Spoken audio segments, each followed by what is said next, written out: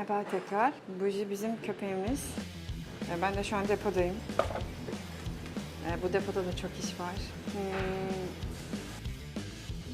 Kolay bir süreç olmayacak. Şöyle de oturabilirim.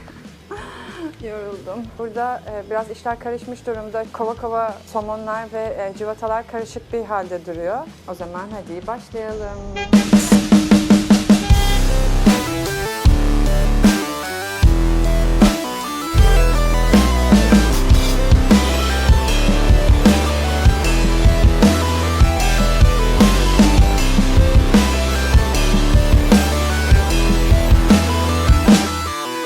Herkese merhaba tekrar.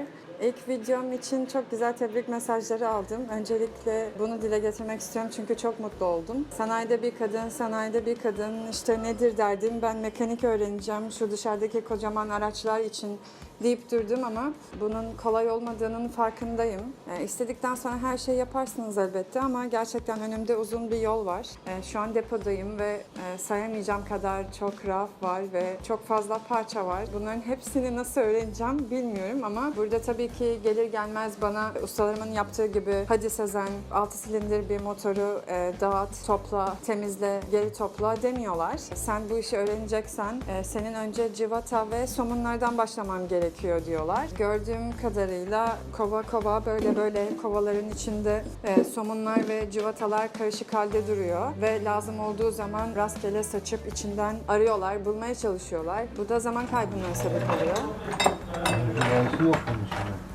Bir daha yukarı mı gideceğim civat almaya başladı ya? Madem öyle dedim, o zaman duvarlara çiçek gibi raflar yapalım. Onların üstüne yazalım. Ben de o zaman öğrenirken bu civata ve somunları klasifike ederken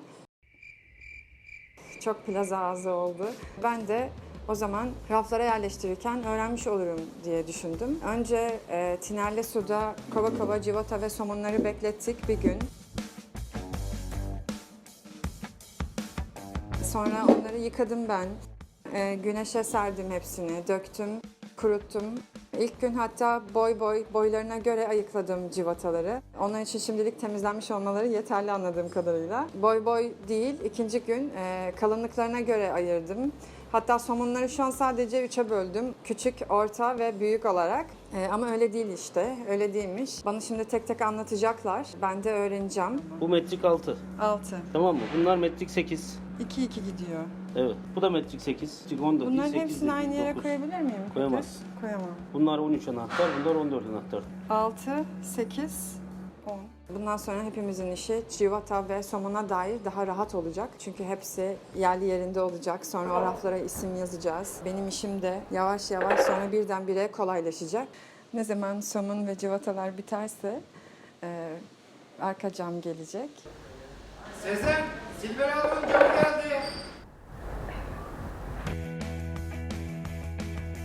Bak Sezen, contanın şeyine doğru. Kilim aldık.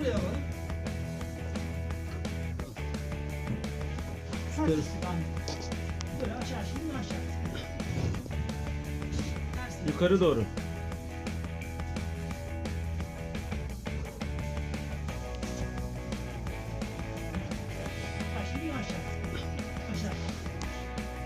Aşağı doğru. Lastiğin oturma şekline doğru. Heh.